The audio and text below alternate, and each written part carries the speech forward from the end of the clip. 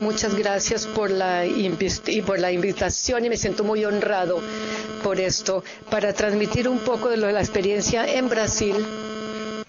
En realidad, prácticamente es la misma que ya se ha planteado hasta acá, solo que tenemos que dar una dimensión continental al problema. La cuestión de la judicialización de la salud fue objeto de una audiencia pública en el 2009, donde existía una preocupación muy grande de que había ese conflicto que se generaba entre la rama judicial y el sistema de salud. De esa audiencia pública surgió la idea a través de una organización que era el Foro Nacional de la Judicialización para la Salud. Entonces, ¿cuál era el objetivo de esto? Analizar el aspecto de judicialización y encontrar soluciones para que disminuyan los casos de judicialización. Entonces, se constituyó esto. Ahora somos 26 estados más el Distrito Federal. Entonces, fueron invitados los 27 jueces de los estados y 27 ministerios federales. Y nuestra estructura judicial es doble en Brasil. Existe tanto a nivel federal como a nivel estatal. Entonces, y por la forma de la competencia y de la división del sistema de salud, hay atribuciones que se le dan a la Unión y otras atribuciones que se dan a nivel estatal y a nivel municipal. Entonces, esto agrega más a la complejidad que tenemos en nuestro sistema. Ahora bien, cada estado tiene autonomía a través de un comité para poder determinar cuál es su mejor forma de proceder, para determinar, por ejemplo, el mínimo por ejemplo, cuando se debe remitir a la persona a un especialista en salud, y se ha establecido un mínimo. En mi caso, que yo soy parte del Comité del Río Grande del Sur, hay 18 entidades representativas, tanto del sistema de salud como del sistema de justicia y de la academia también. Y la discusión que se lleva allí a cabo es amplia, es muy compleja en el sentido de que tratamos de entender la esencia del problema. Es que, por ejemplo, yo como juez, al enfrentarme con un proceso donde hay un laudo médico o donde el abogado interpreta qué es lo que el juez está diciendo y que no se puede dar un medicamento o cierto tratamiento inmediatamente al día siguiente, entonces quiere decir que el paciente puede morir por esa decisión. Entonces esa es la decisión que tiene que tomar el juez y nosotros tenemos que darle un instrumento a él para que pueda darle por lo menos más seguridad y más autoridad para tomar la decisión de que puede esperar o no la decisión hasta la mañana, o tiene que ser una decisión de emergencia porque de pronto el paciente va a morir antes de llegar el próximo día. Esa es la situación, este es el entorno en que estamos, que más nos preocupa a nosotros los magistrados. Entonces lo que queremos nosotros, a través de estos comités de asesoría técnica y los comités a nivel estatal, es analizar toda esta realidad y ver cuál es la evaluación y cuál es esa interacción entre los diferentes actores, dentro de los médicos tratantes y los actores del sistema judicial, para converger y encontrar soluciones puntuales a la cuestión, por ejemplo, de la lista de medicamentos inscritos, autorizados. Hay una lista completa, sin embargo, lo que se percibe es que hay un problema de gestión.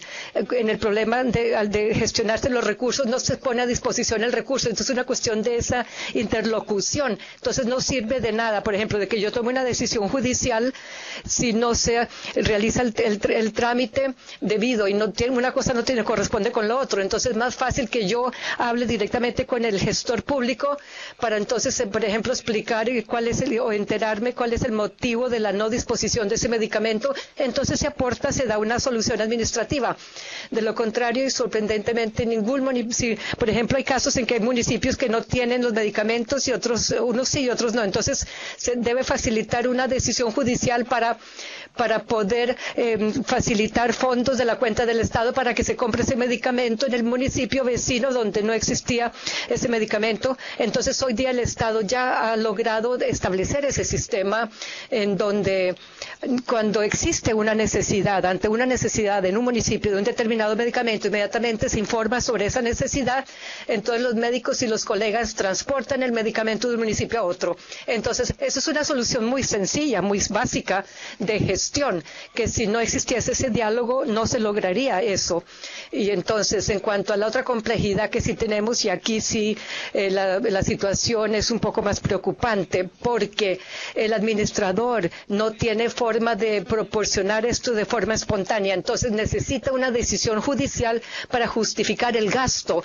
Entonces aquí es que nosotros los jueces servimos como instrumento.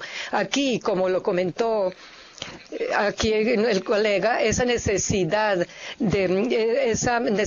y emergencia de proveer un medicamento es algo que le interesa a todo el sistema de salud. O si realmente se trata de algo o una necesidad que es solamente porque quien está formulando los protocolos es el Ministerio de Salud. ¿Tendrá el Ministerio de Salud acaso interés de incluir ese procedimiento en los protocolos porque es un negocio, o prefiere que puntualmente esas decisiones judiciales proporcionen ese tratamiento? Entonces también en ese comité es algo que nosotros tenemos la oportunidad de evaluar y también de tomar una iniciativa y decisión al respecto. Pero si tenemos la jurisprudencia tan definida en el sentido de que tal procedimiento debe ser proporcionado que no esté en la lista, porque entonces el Ministerio de Salud, no acogiendo una decisión judicial, incluye ese procedimiento administrativamente, porque bajo esas circunstancias el proceso no terminaría nunca. Entonces, y solo para dar un ejemplo, solo para justificar, por ejemplo, cuando se creó este comité judicial, teníamos cerca de 40,000 recursos de amparo o acciones judiciales por medicamentos solamente en el estado de Sao Paulo. Y como la situación en la capital también era considerable, entonces por aquella época éramos 20, sí, ahora sí se escucha mejor. Ahora yo mismo me escucho mejor, antes no se escuchaba muy bien. Nosotros éramos 20 jueces de la hacienda pública y las decisiones eran muy diversificadas. Entonces se creó la única institución especializada en salud que está en Puerto Alegre, que cuenta con 4,000 procesos. Y hoy constatamos que son muchos, entonces se creó un segundo juez. Esos 4,000 procesos se han distribuido en dos. Cada uno atiende 2,000 procesos judiciales, solo para darles una idea. Y es una asociación judicial de la hacienda pública. Yo solamente tengo 30,000 procesos, pero son administrativos, entonces son cosas que pueden esperar.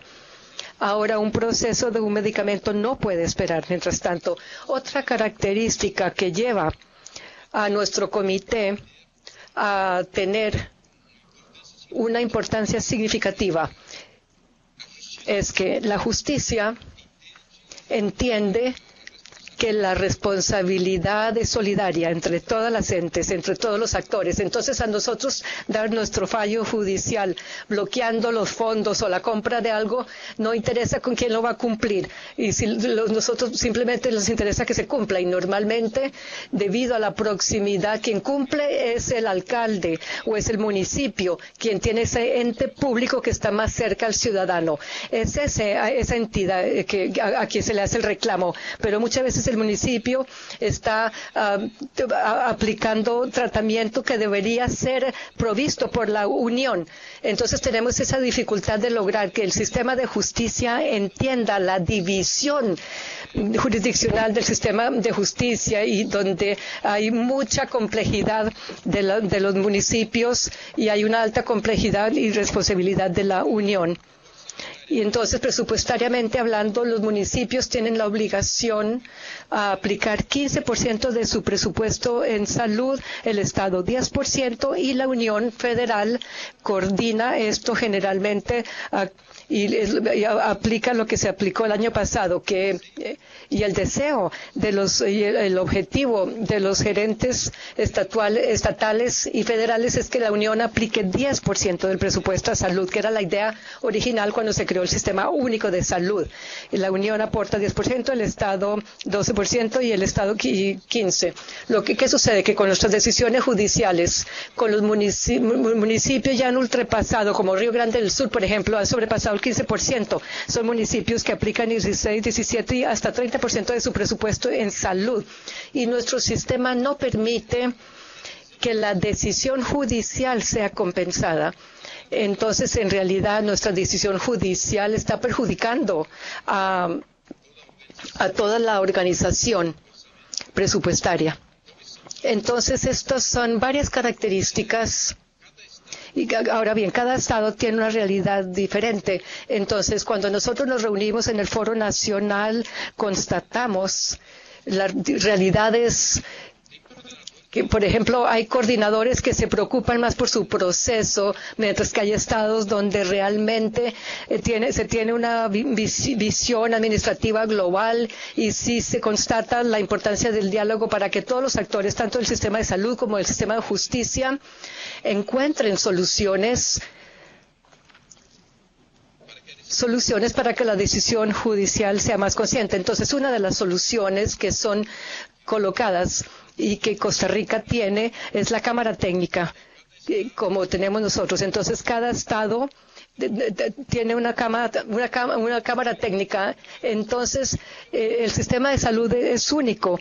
Entonces, un laudo sobre un determinado medicamento o tratamiento debería valer en Río Grande del Sur como en el Amapá y también como es en el caso de Costa Rica. La medicina se supone que es la misma para todos. Entonces, lo que estamos creando son organismos múltiples donde podemos tener un sistema unificado.